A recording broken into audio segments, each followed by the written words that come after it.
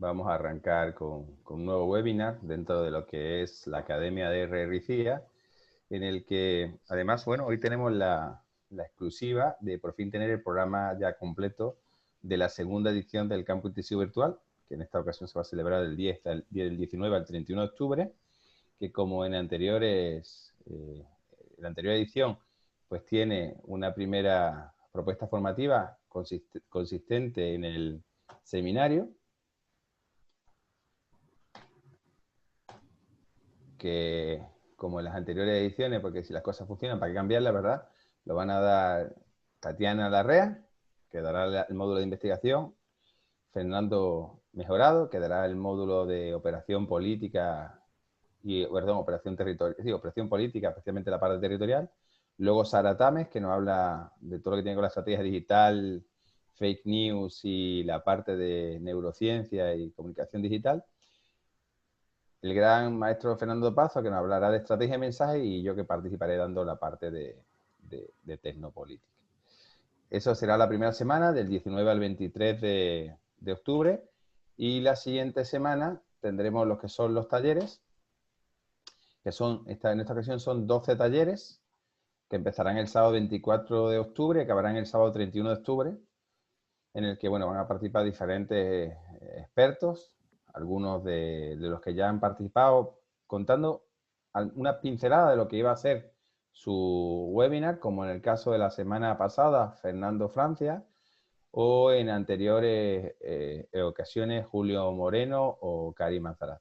Y hoy pues tenemos la suerte de tener a mi amigo Diego Paul Zaldumbide, que siempre me cuesta decir el apellido, pero creo que me ha salido bien, Diego. Ya era hora. Que ya era hora. Que, bueno, Diego es cofundador y gerente del Centro de Investigación y Estudios Especializados, CIES, que es una institución tanto en Ecuador como en otros muchos países en materia de investigación. Yo he tenido la fortuna de trabajar con ellos en varios países y desde luego son de los equipos más serios que hay en investigación, clave para cualquier proceso de comunicación, porque sin investigación es imposible generar estrategia, y sin estrategia en cualquier proceso de comunicación o en cualquier proceso de la vida, lo que hay es ocurrencia, improvisación u otras miles de cuestiones. Además, bueno, pues Diego es un miembro destacado de la Asociación Latinoamericana de Consultores Políticos. Algunas de sus andanzas en los encuentros son famosos, ¿verdad? Y ha trabajado en Ecuador, México, Perú, Guatemala, Bolivia, en campos de investigación social y utilidad comercial. Su currículum es mucho más amplio, pero eso lo dejamos para cuando dé el taller, que será, ya vamos a recordarlo, el taller suyo, que es el taller Diego 4, es, si no recuerdo mal, el martes, ¿verdad? Martes 25 de octubre, Diego. Lo tengo que mirar si no la fecha. Es que, como digo, acabamos de cerrar el programa, pero aquí está el programa completo de todos los días y si no recuerdo mal, bueno, luego vemos la ficha, tranquilo. Luego le comparto la ficha, que esto acaba El de salir imprenta. 27. El martes ¿Perdón? 27. El martes 27, perdón. El martes 27 dará el taller que será el desarrollo práctico de todas las ideas que hoy vas a lanzar en este taller. Pues, sin más, te voy a compartir, te deja que compartas la pantalla. ¿Puedes darle ya? Voy a dejar de compartir y ahora deberías tú poder compartir. Ay. Ya estás ahí. ¿Ahí? Ahí estás. Perfecto. Cuando quiera, Diego, yo me voy a quitar el micro más que nada para que no se escuche el ruido de ambiente. Pero voy a estar pendiente. Mi querido Ramón, muchísimas gracias por la invitación a participar en estos módulos que siempre son muy importantes porque nos permiten seguir fortaleciendo y aterrizando esta profesión tan compleja. No es nada del otro mundo, pero al ser algo no tradicional, definitivamente hay miles de opciones y es importante irles dando contenido a esas opciones y por eso la importancia de la profesionalización, tanto en los espacios profesionales, valga la redundancia, como a través de asociaciones como la COP, como estos talleres, diplomados, seminarios que nos permiten dar a conocer la parte científica que está detrás de nuestro oficio. En este webinar, muchísimas gracias, vamos a conversar sobre aspectos teóricos de la aplicación de la investigación. ¿Por qué teóricos? Los elementos prácticos como tal los vamos a ver en el taller más adelante, el martes 27 de octubre. Sin embargo, es muy importante también, más allá de hablar de la experiencia o de determinados casos, dar a conocer cuáles son los elementos que están de fondo y detrás. Sobre todo en términos no solo de investigación, sino de cómo aterrizamos, cómo la usamos. Particularmente con esto, les voy a pedir a los participantes, voy a hacer algunas preguntas en el transcurso de la exposición, y les voy a pedir que por favor quienes puedan participen a través del chat, que escriban sus respuestas a través del chat. Y en eso, cuando hablamos de encuestas sobre todo, ¿qué es lo primero que se les viene a la mente cuando hablamos de encuesta en campañas electorales? ¿Qué es lo primero que se les viene a la mente cuando hablamos de encuestas en campañas electorales?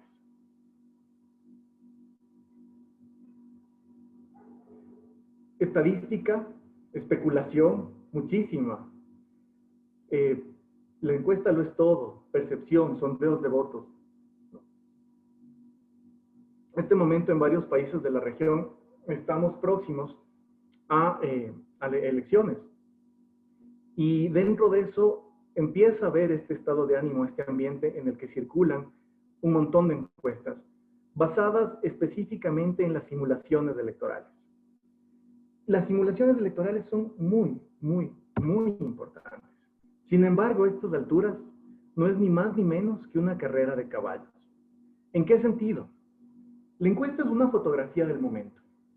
Y en la mayoría de países, aunque estamos próximos a las elecciones, oficialmente no se han terminado de inscribir las candidaturas. Para muestra un botón, en Ecuador tenemos ahorita un debate muy interesante al respecto. Y de todas maneras, esa fotografía o aparente fotografía de la simulación electoral no es sino un elemento de análisis ficticio en este momento, porque los candidatos no son todos, no sabemos exactamente cómo se va a comportar la gente, y eso hace que se alimente sobre todo de argumentos algunos actores políticos, como los propios candidatos. Es más, hay candidatos que gracias a las encuestas van quedando afuera o van saliendo, autoexcluyéndose de la posibilidad de participar, creyendo que esa simulación lo es todo. Y también hay editorialistas, periodistas políticos que empiezan a hablar al respecto. No obstante, solo es una carrera de caballos, porque recordemos que la encuesta es la fotografía del momento. Tatiana Larrea en el módulo de investigación va a explicar mucho más de esto a detalle. Sin embargo, lo que tenemos como fotografía del momento es además un ángulo específico de lo que estamos observando. Y la idea entonces de investigación será tener varias fotografías, no para predecir el futuro, sino para ir viendo cuáles son los comportamientos, cuáles son los argumentos y los motivos que están detrás de la gente. El único problema es que ese tema de las encuestas publicadas nos importa a nosotros. Y digo nosotros porque entiendo que los participantes de esta tarde tienen un interés mínimo en la política. El inconveniente es que a la mayoría de la población, a la mayoría de la ciudadanía, no le atrae lo más mínimo el tema. Y generamos esta idea de distanciamiento y seguimos hablando de temas políticos y seguimos discutiendo entre políticos y no nos damos cuenta que mientras más apasionados somos, más alejamos a nuestra razón de ser, a los ciudadanos, a los electores, sean o no sean partidarios nuestros o de nuestras propuestas. Por eso es tan importante aplicar esta investigación para encontrar esos elementos comunes que tengo, no para decir lo que la gente quiere escuchar. Eso sería irresponsable. La manipulación en ese sentido no existe. Ya ya Ramón lo hubiera empaquetado y nos vendiera el software listo para eso, no me cabe duda, pero todavía no existe. En ese sentido, lo único que tenemos es lo más valioso, que es la conversación. El inconveniente es que cuando hablamos de conversación y cuando hablamos de política, la angustia sería el mejor de los sentimientos o la mejor de las emociones que llegamos a tener. Porque en realidad lo que vemos, mientras más apasionados, hablo particularmente de los últimos estudios en el Ecuador, también los vimos un comportamiento similar en Bolivia y en Perú.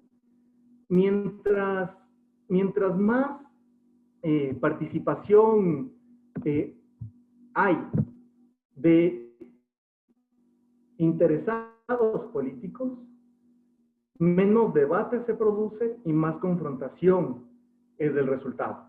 Por lo tanto, el ciudadano lo que empieza a ver es ni siquiera un espectáculo de voz, sino simplemente un tema de confrontación y nos llega a molestar, a separar un poco el tema. Y eso es a nivel, lamentablemente, a nivel de América Latina. Latinobarómetro en 2018. La mayoría de instituciones públicas y privadas tienen menos del 50% de credibilidad. Siendo la Iglesia la que más se salva, superando el 50%, llegando a 63% y aparentemente es positivo, con un pequeño inconveniente, que este valor bajó en 20 puntos en los últimos 10 años. Es decir, que no es motivo para celebrar que la Iglesia, ojo, no hablo de Iglesia católica o alguna iglesia en particular, sino de cómo las personas entienden a su Iglesia.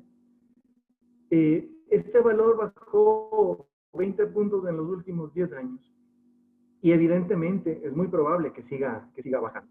Y cuando hablamos de gobierno, 22%, Congreso, 21%, partidos políticos, apenas 13%, vistos más como maquinarias electorales. Y en el sector privado, o en organizaciones privadas, la situación no es muy lejana a lo que ocurre en el sector público, con valores también menores al 50%, siendo los medios de comunicación los que mejor evaluados estarían con 44%. El escenario entonces es un ambiente de apatía en el que la democracia como tal, que es la razón de ser de nosotros quienes trabajamos en política de manera militante o de manera técnica, estamos hablando entre nosotros, porque la ciudadanía cada vez ve más lejano el proceso democrático, cada vez ve con menos interés y además la asocia más a intereses financieros, a intereses económicos, a intereses particulares. Sí, la política es el campo de mediación de los objetivos de intereses. El inconveniente es cuando la gente deja de creer en eso y simplemente es una entelequia que está separada del día a día de las personas. Y el resultado final, esto lo pongo a manera de hipótesis, es un estado de anomia. Anomia entendida como esta falta de normas sociales, este ambiente de sálvese quien pueda, de todo vale, si es que ellos hacen, yo también, o peor aún, recién hacía un estudio sobre corrupción, sobre percepción de corrupción, y comentaban los participantes que se veían obligados a coimar para no caer en las extorsiones de ciertas autoridades de control. Y es así como se va cerrando este círculo vicioso y cada vez justificamos malos, entre comillas, malos procedimientos, malos comportamientos. Ahora, frente a eso, ¿qué nos queda? ¿Qué creen que podemos hacer para conversar con esa ciudadanía? Les pregunto abiertamente al chat para ver si es que me escriben un par de respuestas de lo que podemos hacer.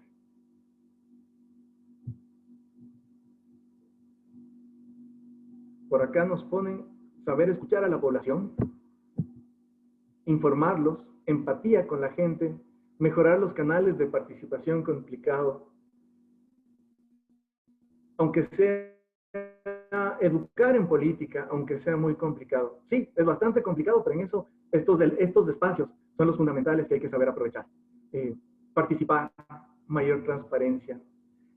Sin querer ponerme bíblico, yo les sugiero revisar a San Mateo capítulo 13, versículo 9. El que pueda escuchar, el que tenga oídos, que escuche. Y sí, el tema,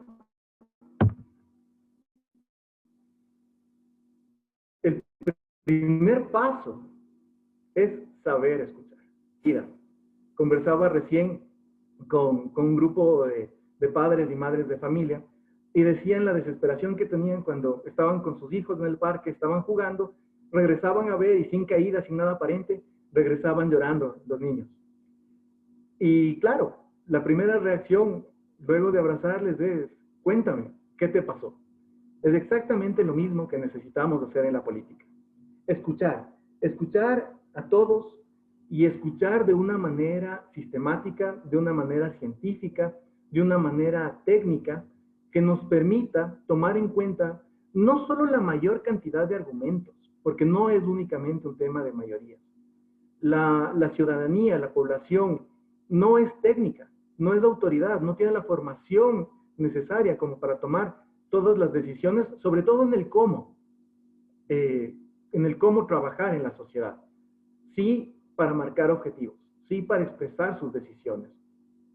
De esa manera, lo que necesitamos es empezar a escuchar y empezar a escuchar de una manera sistémica en la que tomamos, esto es tomado de Ralph Morphin, son los 3 pasos de la comunicación política que se resumen en establecer los elementos para una conversación.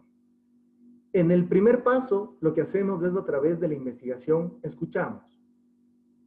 Prestamos atención a lo que los ciudadanos, las ciudadanas hablan permanentemente. Y los candidatos escuchan. Absolutamente todo. Además se aplica en el territorio, en la pedida de votos.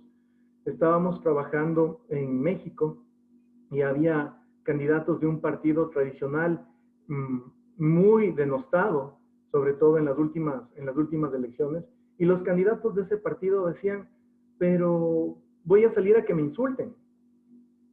Y evidentemente, o sea, en redes veíamos eso, los insultos eran lo más sutil. Sin embargo, al dar la cara, al conversar, al presentarse, hola, soy fulano, ¿cómo estás? Cambiaba la situación, porque los ciudadanos tenían esa oportunidad de hablar directamente como candidatos. Y cuando hablo de escuchar, me refiero a escuchar, a oír, a prestar atención, porque además también es recontra o súper contraproducente esta idea de estoy en campaña y estoy dando la mano por acá, pero ya estoy regresando a ver otro lado. Eso es peor, o sea, si vas a salir de esa manera, mejor no salgas. Eso en territorio. Pero en investigación lo que hacemos es prestar atención a todos esos argumentos. En el segundo paso, recién en el segundo, cuando se ha hecho análisis de lo que está pensando la gente, cuando se establecen los grupos en donde mejor llega mi mensaje, cuando establecemos los segmentos en los cuales definitivamente no me van a escuchar, recién ahí el candidato empieza a hablar, empieza a exponer su mensaje, empieza a exponer sus ideas. Y el tercer paso sería el cierre permanente de este ciclo, generando un bucle positivo en el que todos nos expresamos. Pero esa conversación no es una conversación de piedra. Y es lo que les decía. ¿Cuántas veces no hemos visto candidatos que no escuchan? Que están ahí, que salen porque hay que salir, que se inventan términos, llevo estudiando ciencia política 15 años y hasta el día de hoy no encuentro en ninguno de los diccionarios, ni de filosofía política, ni de ciencia política, el término músculo electoral, que es esta idea fabulosa que tienen la mayoría de candidatos en Latinoamérica, de hacer la campaña, el inicio de la campaña con una caravana automotriz de arranque, para demostrar ese músculo electoral que en teoría tienen. Y se mueve un montón de recursos, un montón de gente, algunos acarreados, otros un poco más voluntariosos. Y finalmente el resultado es un ciudadano molesto, porque además, en el caso de las ciudades, les llevan al ruido, a la bulla, les incrementan el tráfico y termina siendo completamente contraproducente. A eso me refiero con saber escuchar. No solo escuchar lo que me conviene, no solo escuchar lo que quiero oír, sino en realidad prestar atención. En eso, igual veremos en el taller los ejemplos en Latinoamérica más conocidos de estos ejercicios de escucha social, pero a manera de abrebocas, el caso de Trump. El caso de Trump escucha a una ciudadanía gringa y empieza a identificar algunos aspectos, y en lugar de hablar de la típica política, de la conformación del Congreso, de la conformación del sistema de justicia, etcétera, etcétera, lo que hace es prestar atención a preocupaciones que tienen un grupo de votantes mayoritarios, igual segmentados, pero mayoritarios, en un momento en particular. Y empieza a hablar de aspectos como la migración, y no solo me refiero a la migración que entra a los Estados Unidos, sino también la migración económica, sobre todo en el caso de Estados Unidos, hacia China. Y a través de esos argumentos, porque supo escuchar, empieza a establecer una propuesta que va mucho más allá de la campaña tradicional. Y eso significa, esa idea de escuchar, significa que seamos capaces de conocer cómo funcionamos, de conocer cómo funciona la mente de las personas, de saber diferenciar mis roles personales, mis roles psicológicos, de mis roles colectivos y mis roles sociales. Implica tener esa capacidad de identificar qué tanto yo lo digo porque está socialmente aceptado expresar estas ideas, o qué otras cosas me callo porque me molestan y definitivamente no quiero entrar en confrontación. El ejemplo ahí es una de las competencias más grandes que tenemos los investigadores electorales y políticos, y con todo el respeto del mundo: los taxistas y las peluqueras. Como ellos ven gente todo el tiempo, el típico argumento de político tradicional, como ellos ven gente todo el tiempo, ellos saben lo que quieren todos. Cuando en realidad son personas comunes y corrientes, como todos aquí, que expresarán sus ideas, pero no se van a amargar. En algunos casos seguirán la corriente, en otros casos cambiarán de tema. Eso no es de escuchar. Eso no es de hacer investigación. Para eso tenemos técnicas, y técnicas científicas, que nos permiten tanto medir como evaluar cuáles son los argumentos que tenemos, comprendiendo esa complejidad del cerebro humano, comprendiendo todos esos elementos que están en nosotros. Y esos elementos, sobre todo, de tipo cultural,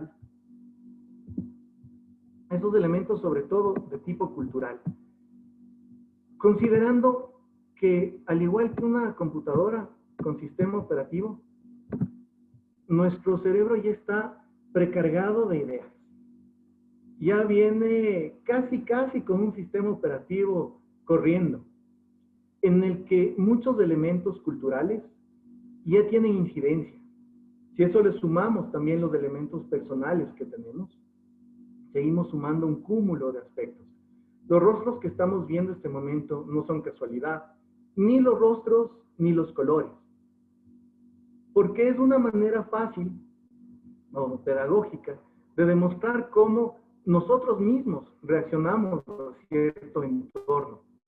Pero estos son aspectos básicos, estos son aspectos súper elementales, que más allá de jugar con las emociones y con los sentidos, que no es la intención de la comunicación política, ni del gobierno ni electoral, eso es una mala interpretación que existe. Uso este ejemplo para que vean cómo nosotros mismos estamos precargados de conceptos, de prejuicios en algunos casos, de ideas, de anhelos, de esperanzas. Y por eso la necesidad de comprender, entonces, qué buscamos ¿Qué buscamos como técnicos de la política? Esto funciona tanto para campañas electorales como para gobierno. Entender, lo que buscamos entonces es entender a la gente. Este puntero. Lo que buscamos es entender a la gente en estas dos dimensiones. Tanto en la dimensión individual, que es el resultado de mi historia, de lo que he vivido con mis padres, de lo que he vivido con mis compañeros, en la escuela, con la familia, en el barrio, etcétera, etcétera. Pero también de este componente colectivo, social, que ya implica los roles que voy tomando como estudiante, como hijo, como padre, que son una serie de elementos no muy diferentes entre sí, pero sí con una línea divisoria muy clara, que las dos además terminan afectando en la misma persona. Y esta misma persona tiene también una representación o un ejercicio de roles colectivos. ¿Qué hacemos entonces? Es a través del análisis del discurso, a través de las palabras, de las expresiones de las personas, empezamos a descifrar cuál es el mapa de su pensamiento, con todo el respeto del mundo, porque no estamos evaluando académicamente, no estamos tomando exámenes de conocimiento, ni siquiera de valoración, sino es cómo ellos van armando el mapa en su cabeza sobre lo que está ocurriendo afuera, y afuera me refiero a todo. Normalmente queremos hablar de política y ponemos la etiqueta por delante y esperamos que nos digan cualquier cosa. No, necesitamos empezar hablando de nosotros mismos, con aspectos básicos que nos enseñaron, yo creo que la mayoría. El entra a un lugar saludando, luego de saludar, preguntas amablemente cómo estás y sigues desarrollando la conversa.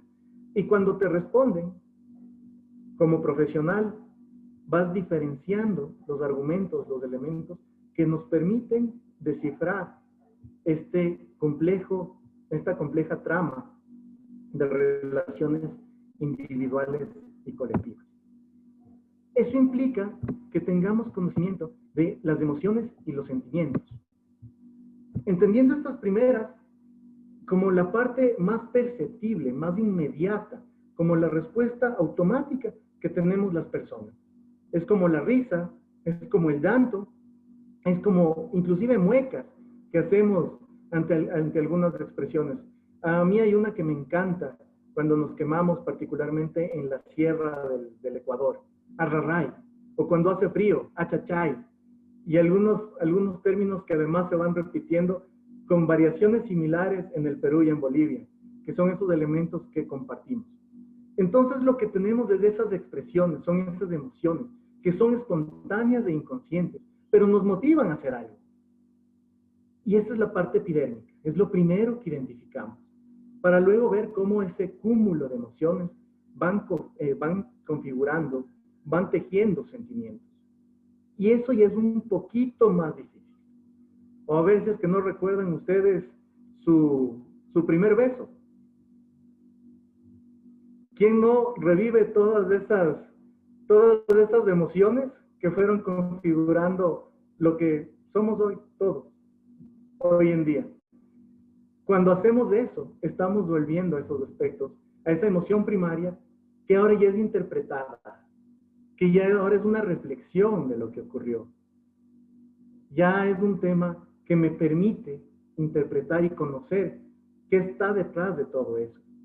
Y pueden ser temas positivos como temas negativos.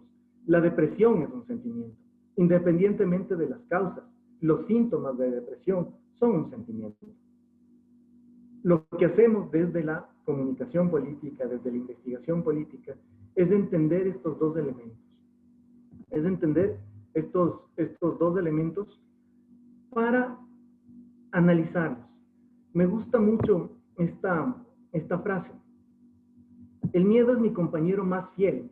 Jamás me he engañado para irse con otro. De Woody Allen. Yo les pregunto, sus miedos, su miedo más grande, más profundo, en realidad son suyos. En realidad ese temor que tienen a lo que fuere, a la muerte, a la enfermedad, a las catástrofes, a lo que fue, en realidad son sus miedos o son legados culturales y legados sociales. ¿Por qué en Nueva Orleans nos despedimos o se despiden literalmente con fiesta al enterrar a sus muertos frente a otras costumbres? ¿Por qué en México también hay una apología a esta tradición, a esta fiesta, de una manera diferente, de respeto y de comunicación también con los muertos? Pero son esas relaciones que nos van configurando. Les invito a revisar a este colega, a este sociólogo. Él es, me parece que es de ascendencia húngara canadiense, Frank Furedi. Él hace sus últimos libros, habla sobre la teoría del miedo y de cómo la sociedad va siendo permeada por una necesidad de escapar de los temas negativos. Tenemos miedo al miedo, por lo tanto nos corremos de él. Y eso nos va quitando un montón de barreras, un montón de referentes morales, éticos, no solo en términos de bueno o malo, sino de esos referentes o de esos componentes sociales que nos permitieron durante miles de años dar un orden dentro de la sociedad. Y hoy van cambiando. Y además cómo las sociedades van configurando narrativas distintas. Él hace el análisis de la promoción de la píldora anticonceptiva en los años 90, a mediados de los años 90. Y cómo las respuestas diferían entre Francia e Inglaterra, siendo los primeros un poco más abiertos y como, bueno, está bien, no hay ningún problema. Y los otros como, no, eso no está tan bien y necesitamos discutir y A, B, C y D. Y cómo son también esos elementos, pese a que estamos hablando de europeos, entre comillas, ya un poco más homogéneos. Si no, vean a Ramón cómo se identifica mucho con ellos. Cómo cada uno va teniendo sus matices, sus costumbres, sus particularidades. Y el otro ejemplo también de aspectos, entre comillas, bien personales, pero tienen mucha relación con el entorno, es, por ejemplo, la electricidad. La electricidad, cuando se está desarrollando como alternativa comercial, en esta, no fue una guerra abierta, inclusive llegaron a colaborar entre Edison y Tesla, y Edison ya había patentado y su idea era vender también los cables, vender cobre. No era únicamente el servicio de electricidad, frente a la idea de Tesla, que era una electricidad gratuita e inalámbrica. Y para eso, el primero hizo algunas campañas, son los predecesores de estos elementos mal entendidos de propaganda o mala comunicación o malas prácticas de comunicación. Lo que hizo fue inclusive electrocutar vacas con público, para que vean los peligros de la tecnología que ofrecía su adversario. O miedos, ya sin ir en detalle, miedos mucho más particulares que tenemos nosotros mismos, como con el ejemplo del celular. El miedo que tenemos al cáncer del celular, pese a que todos los estudios nos dicen, use nomás, no hay ningún problema, mientras no le metamos en el microondas y lo prendamos, no va a haber ningún inconveniente. Y seguimos igual discutiendo todos estos temas, y no digo porque sea bueno, ya, punto, sino que seguimos también aprendiendo algunos elementos de este entorno que no necesariamente son nuestros. Eso implica también entender aspectos tan personales como este ejemplo del miedo que les pongo, cómo incide a nivel individual, pero también a nivel colectivo. Porque el mismo hecho tiene una doble explicación. Y por un lado tiene unas causas que me llegan a sentir eso, pero también tiene diferentes síntomas. Es decir, también tiene diferentes expresiones. Y nuevamente en estos dos niveles, en el individual y colectivo. Y eso nos lleva a nuevamente entender entonces que cuando hablamos de investigación política, de investigación electoral, lo que tenemos que hacer es considerar a los electores, a los ciudadanos. Y les reto a los que alcancen a escribir en máximo 5 palabras, ¿quién soy? O sea, ¿quiénes son ustedes? ¿Quién es cada uno? Respondan en máximo 5 palabras, ¿quién es cada uno de ustedes? Les invito a compartir en en el chat. Qué divertido. Vivo a 3 cuadras del Consejo Nacional Electoral y todos los días tengo estas caravanas. Creo que no se escucha por suerte, pero justo lo que les decía, esa alegría del músculo electoral que nos congestionan todo por acá. María escucha un poquito, pero poquito. Digo para darte tiempo mientras que la gente escribe en el chat. Se escucha muy probadito. Menos mal. Estoy cabezón de eso, pero bueno. María Herrera nos dice, berraca, trabajadora, honesta, alegre, luchadora. Natalia, trabajadora, observadora, analítica, atrevida, sincera. Ahora, muchas gracias por sus respuestas. Juan nos dice, un revolucionario empedernido. Muchas gracias. Muchas gracias por su respuesta. Ahora yo les pregunto, ¿y acaso no son hijos o hijas? O padres o madres también, o vecinos, o empleados, o jefes. ¿A qué voy con todo esto? Somos sumamente diversos, somos muy complejos. Y ninguna encuesta, ni ningún ejercicio de Big Data que podamos llegar a obtener, nos puede etiquetar. Lo que podemos llegar a ver es ciertos rasgos que compartimos, en algunos casos estadísticamente, pero lo hermoso del ser humano es que no se deja engañar o manipular, engañar tal vez, pero no manipular, no en esa idea o en ese mal prejuicio que existe de los marqueteros juegan con el cerebro de las personas. Si tenemos tiempo les cuento la anécdota que me acaba de ocurrir al respecto. Y el otro aspecto es que somos sumamente únicos. Únicos e irrepetibles, decían en mi instituto correccional, digo, centro educativo, cuando hablábamos de nuestros aspectos. Únicos e irrepetibles. Nosotros lo decíamos únicos e irremediables, pero felices. Entonces, lo que necesitamos hacer, y para qué toda esta historia de la investigación, cuando ustedes adquieran investigación como consumidores, como clientes, como políticos, como asesores, tienen que considerar todos estos elementos que estamos viendo y que tienen que ser segmentados técnicamente. Porque hablamos en todas las expresiones de casi cualquier tema. Estamos hablando de percepciones que se caracterizan porque es como aprendemos del mundo a través de los sentidos. De opiniones que ya es un poquito más reflexivo, en donde ya hago un análisis de esta interpretación del mundo que tengo, que me puede llevar a intenciones, es decir, posibles acciones. ¿Voy o no voy a salir este momento a insultar a los que están pitando en mi vereda? Motivaciones, esa chispa. Si es que me llegaran a romper una ventana, evidentemente voy a saltar y voy a reaccionar ante eso. ¿Cuáles son esas motivaciones? ¿Están activas esas motivaciones? ¿Están presentes? ¿Qué falta para que se prendan? Esas expectativas de futuro y esos sentimientos. Es decir, cuánto van a durar estas expresiones de emociones y cómo me van a ir configurando. Y para eso, el secreto nuevamente es escuchar. Acuérdense de que el ciudadano habla desde su experiencia. Hay un dicho aquí, no se habla por ciencia, sino por experiencia. Completamente cierto. En función de que aquí no estamos midiendo conocimiento, ni estamos en concurso de retórica, ni de validación de lógica aristotélica, para ver cuáles son los niveles de verdad de nuestras expresiones. Lo que hacemos es narrar nuestras experiencias, considerando además de que no siempre decimos todo lo que somos, ni somos todo lo que decimos.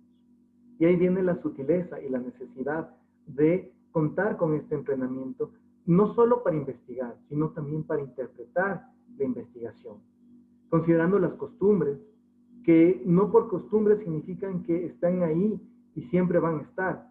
A mí me encantó cómo en Guatemala había, no sé si es que tenemos gente de Guatemala esta tarde, cómo había esta idea hace unos 6 años más o menos, que durante 20 años el que quedaba de segundo en la elección era el presidente de la siguiente elección. Y era más o menos como un servicio social obligatorio. en el que además usaban la expresión de ya le toca o todavía no le toca.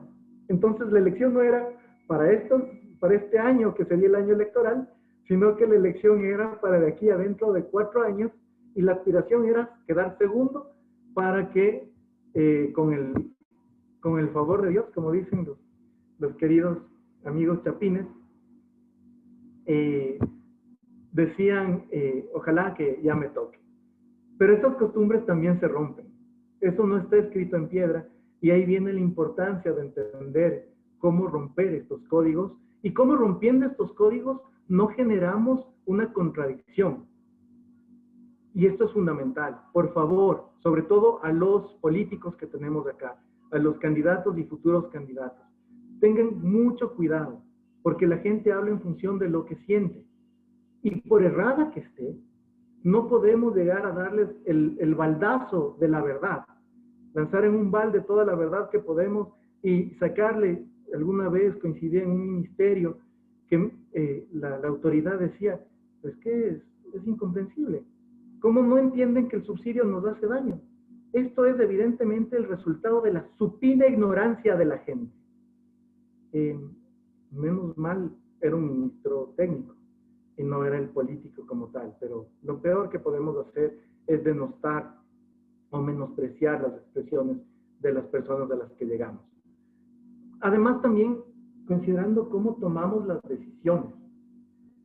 En principio, las decisiones que tomamos, desde los aspectos más básicos, lo que nos pusimos esta mañana para salir a la calle, o aspectos más complejos como qué carrera seguir, con quién quiero compartir el resto de mi vida, o dónde pasar las vacaciones soñadas.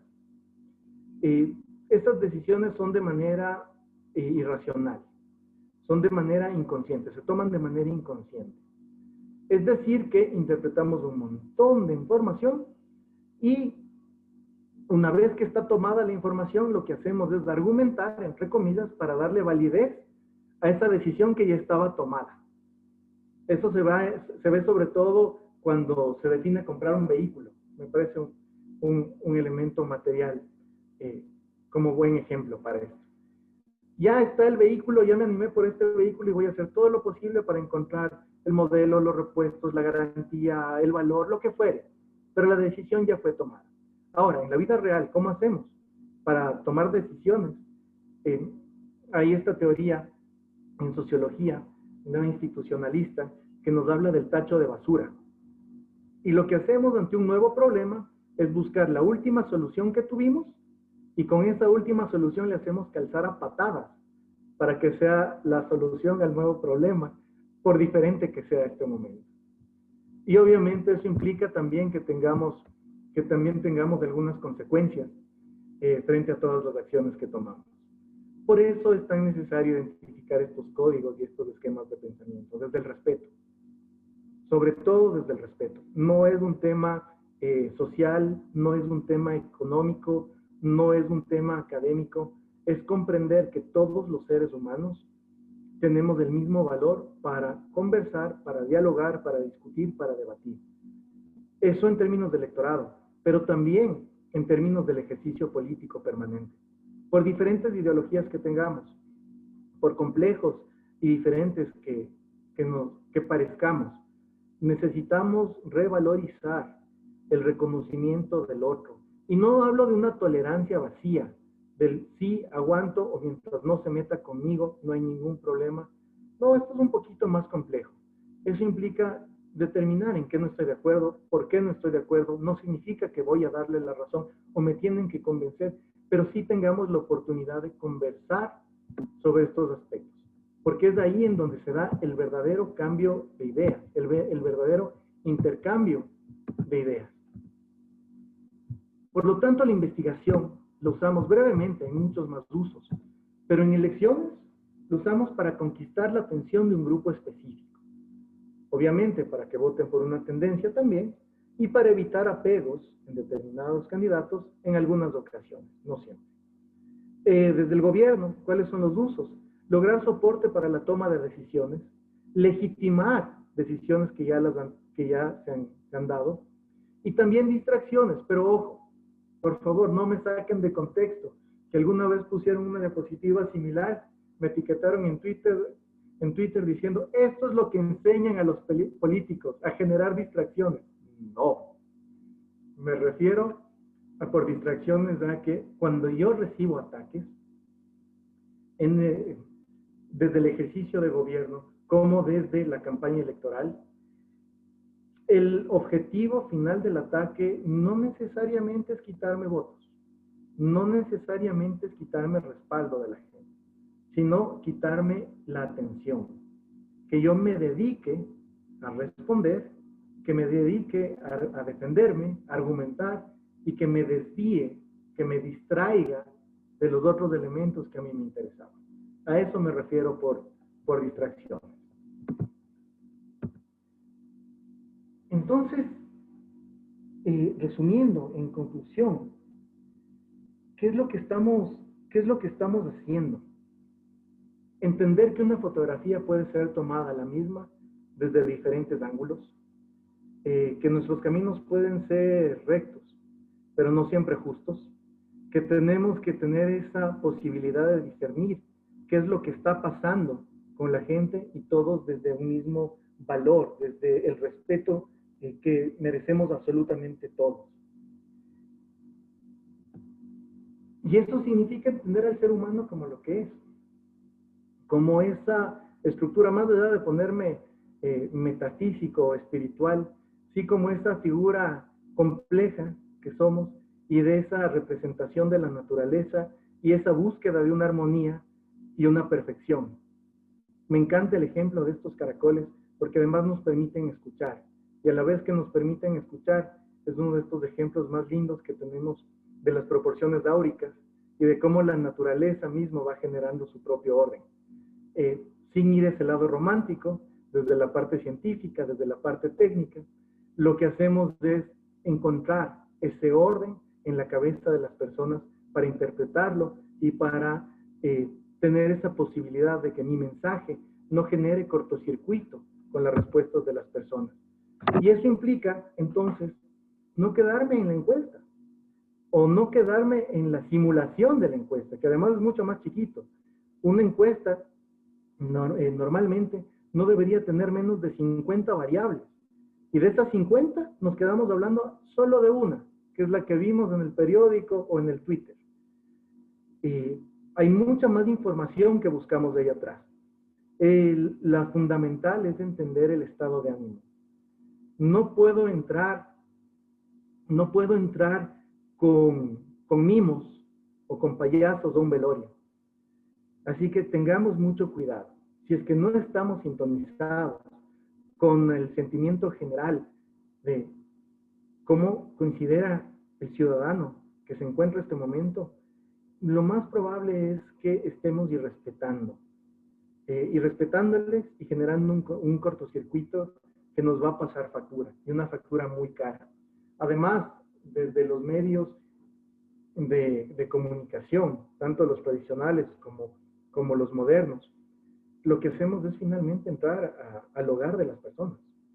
No solo nos tienen que abrir la puerta, invadimos, irrumpimos en sus conversaciones entre familiares, entre amigos, irrumpimos mientras están divirtiéndose y llega la publicidad, llega nuestro mensaje hacia ellos. Entendamos cuál es ese entorno y cómo tenemos que entrar, porque si no vamos a ser rechazados directamente.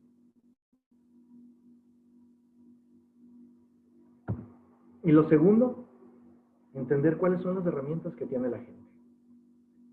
¿Cuáles son las herramientas que tienen que van más allá del hablar de la pobreza o el hablar de las aspiraciones de la clase media? No. Todos tenemos herramientas. Esas herramientas se expresan en función de lo que podemos utilizar en coherencia con nuestras preocupaciones y con las modalidades o con la posibilidad de salidas que tenemos para construir nuestro día a día. No necesariamente nuestro futuro, no necesariamente nuestro espíritu de estadistas para ver cómo estamos de aquí a 10, 15, 20 años. No, a veces es mucho más inmediato.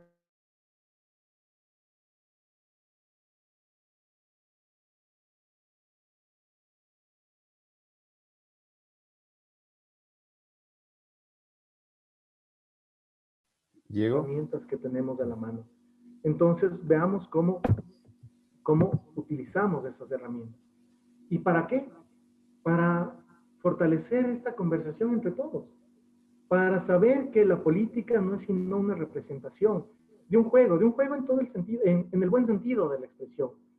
Y son esos cuadros blancos, esos cuadros negros que tiene la vida, en los que podemos transitar por el medio para llegar a un objetivo. Y qué mejor si ese objetivo tiene la posibilidad de llevarnos a varios a la vez y movernos en el camino.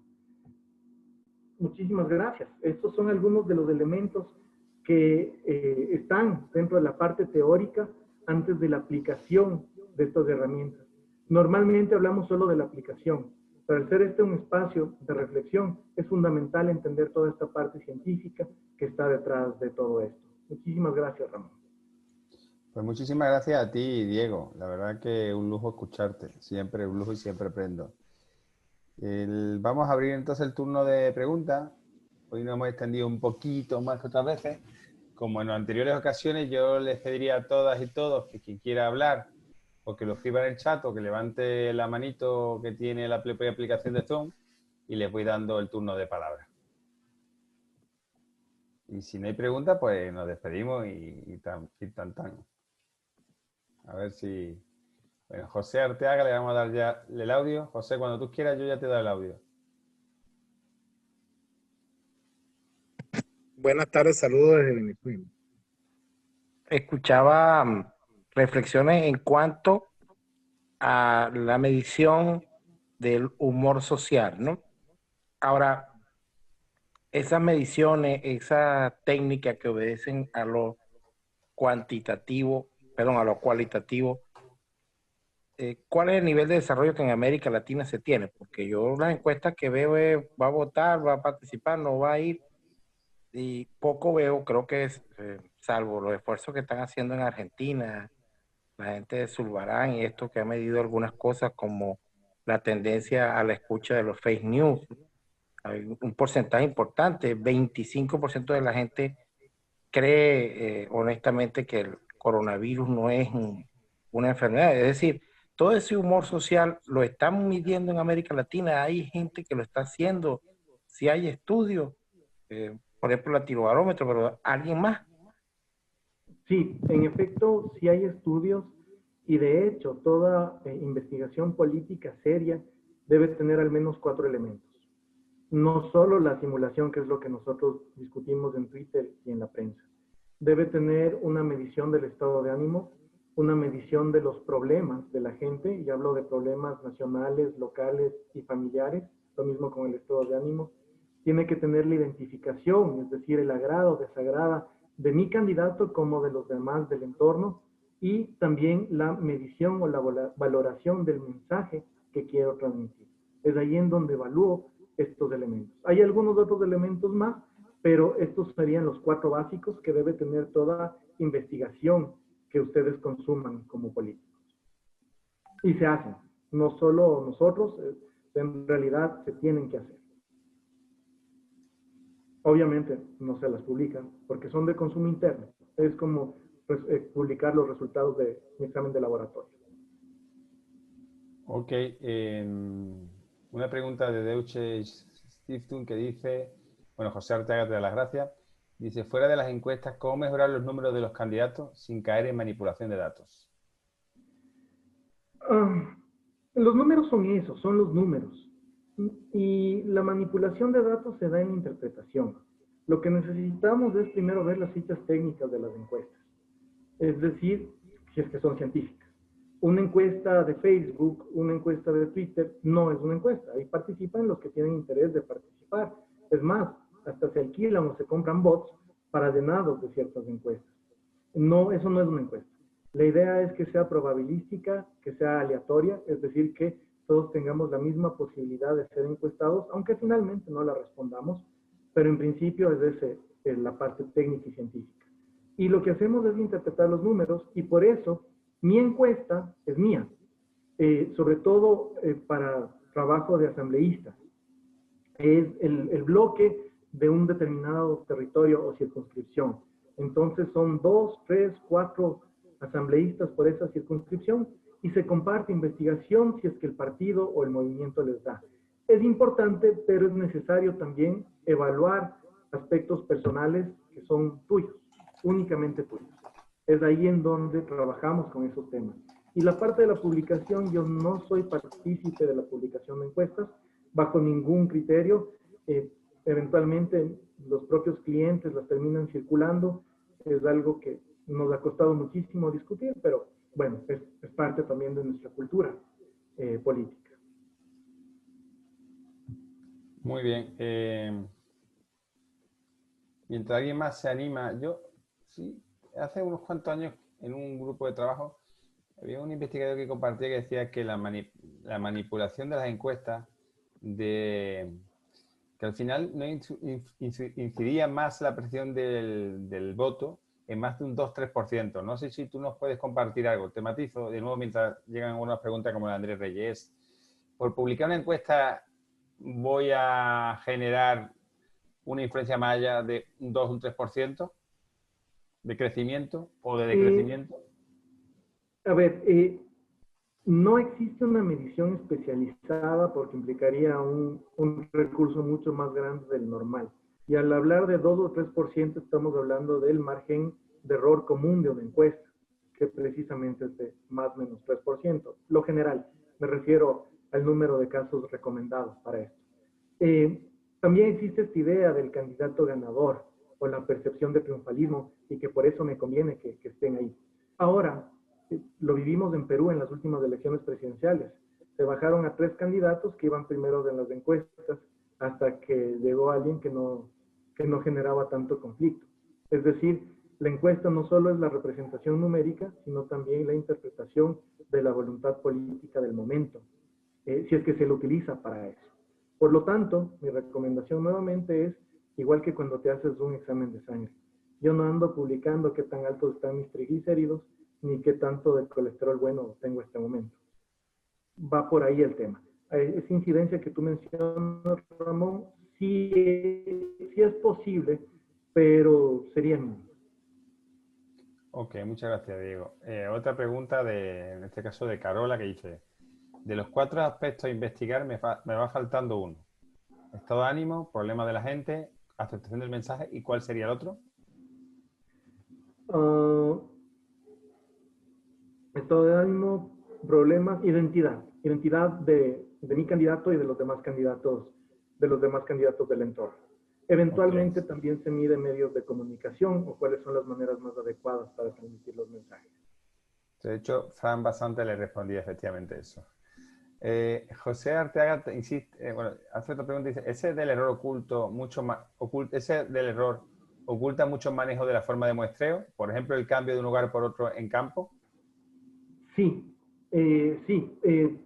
uno de los errores comunes que se da es que eventualmente se debe hacer una muestra técnica y obviamente quienes trabajamos en la investigación entregamos las muestras, entregamos todo, o sea, toda la información es tuya, la base de datos, la muestra, absolutamente todo, y me refiero a todo.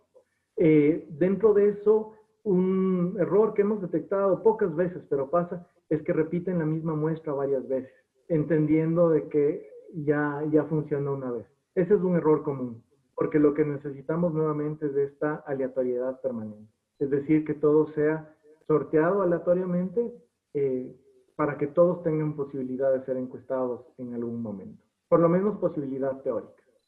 Yo recuerdo, escuché a unos amigos míos ecuatorianos, creo que era en Trujillo, en Perú, que decían algo como que el 50% de la población de Ecuador había sido entrevistada en muchas ocasiones y el otro 50% nunca.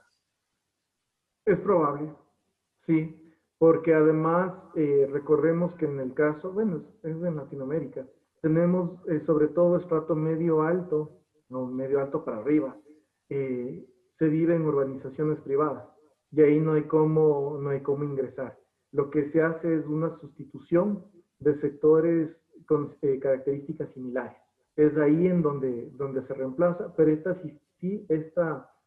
reemplazo también es aleatorio. O sea, no es donde yo creo que siempre me van a contestar. Ok, voy a darle la voz ahora a Andrés Reyes. Listo, muchas gracias y un saludo igual a Diego. Yo soy de Ecuador y bueno, mi pregunta es la siguiente.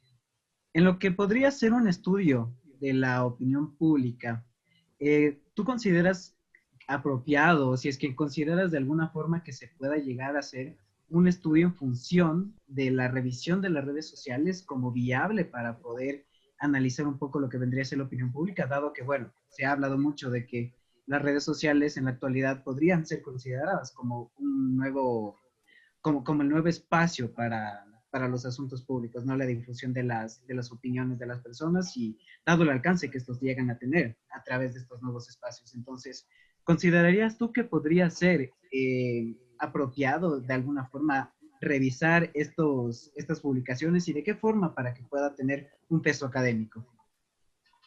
Sí se puede revisar, sí se debe revisar, pero nuevamente segmentando cuál es el universo. Nosotros en el CIES, en el Centro de Investigaciones y Estudios Especializados, en la época de pandemia, lo que hicimos fue investigación a través de redes, pero guardando también el tema de aleatoriedad. Sí es posible, pero nuevamente, cuando se hace estos análisis hay que ver también cuál es el alcance de los mismos. Estamos hablando ya no de toda la ciudadanía, sino de una ciudadanía conectada. Esa es el número uno. Y si es que hago un análisis a través de Big Data, de cuáles son los comentarios, es decir, no las cosas que les pregunto, sino de los temas en general que están hablando, nuevamente estamos hablando de actores que tienen posiciones tomadas y esas posiciones representan sus propias expectativas, sus propias frustraciones y anhelos. Sí los consideraría, pero como un segmento, o sea, como una porción del electorado y no en representación a todos. Con eso hay que tener muchísimo cuidado. Fenomenal. Una pregunta también que hace, a ver, Juan Figueroa. Dice, ¿el grado de cultura en área de muestreo puede interferir en una encuesta? ¿Perdón? ¿El grado de cultura en el área de muestreo puede interferir en una encuesta? No, en estricto sentido no, porque no estamos midiendo conocimiento ni validación académica.